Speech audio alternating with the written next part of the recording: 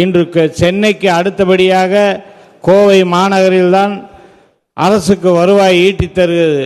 இன்னும் 10-15 ஆண்டுகளில் கோவை, சென்னை. மாண்புமிகு உறுப்பினர், நீங்க இந்த அரசு நிலையத்திற்கு சொந்தமான இடம் இருக்கு, அதை வாங்கி பண்ணி தருவீங்களான்னு கேட்டிருக்கீங்க. ஒரே வரியில இப்ப முடிச்சிருவேன்.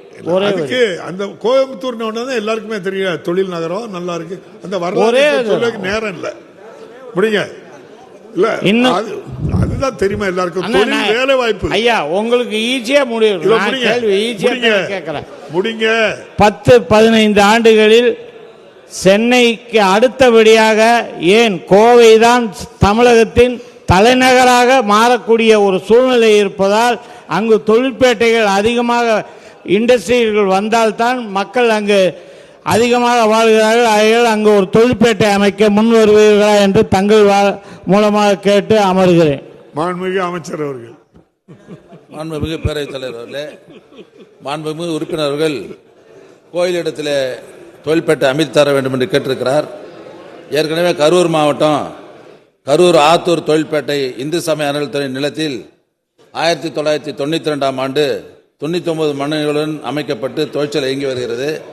இது கோயிலுக்கு சொந்தமான நிலம் என்பதால் நீதிமன்ற வழக்கின் காரணமாக தொழில் மனைகளுக்கு தற்போது பட்டா வழங்க முடியாமல் இருக்கிறது. அதனால் சட்டமன்ற உறுப்பினர் கோரிக்கையை இந்து சமய அறநிலையத்துறையிடம் ஆலோசித்து சாத்தியக்கூறுகள் இருக்கும் பட்சத்தில் மாண்புமிகு தமிழ்நாடு முதலமைச்சருடைய கவனத்தில் கொண்டு சென்று பரிசீலனை செய்யப்படும் என்பதை நான் தெரிவித்துக் கொள்கிறேன். மாண்புமிகு உறுப்பினர்களுக்கு நான் சொல்வது என்னவென்றால், தங்கள் தொகுதிக்குட்பட்ட பகுதிகளில் ஆட்சேபனை இல்லாத புறம்போக்கு இடங்கள் ஒரு 10-15 ஏக்கருக்கு மேல் இருந்தால் அந்த இடத்தை குறிப்பிட்டால் துறையின் சார்பில் அதை ஆய்வு செய்து அங்கே தொழிற்பேட்டை அமைக்க ஆவணம் செய்யப்படும் என்பதை நான் தெரிவித்துக் கொள்கிறேன். அது இல்லாமல் 20க்கும் மேற்பட்ட தொழில் முனைவர் கூட்டாக சேர்ந்த ஒரு இடத்தை வாங்கி இங்கே தொழில் மனை அமைப்பதற்கு வேண்டிய வசதிகளை செய்து தர வேண்டும் என்று கேட்டுக்கொண்டால் அரசின் சார்பில் 15 கோடி ரூபாய் மானியத்தில் குடிநீர், சாலை, மின்சாரம் போன்ற வசதிகளெல்லாம் செய்து தொழிற்பேட்டை அமைத்து தரப்படும் என்பதையும் மாண்புமிகு பேரவைத் தலைவர் உறுப்பினருக்கு தெரிவித்துக் கொள்கிறேன்.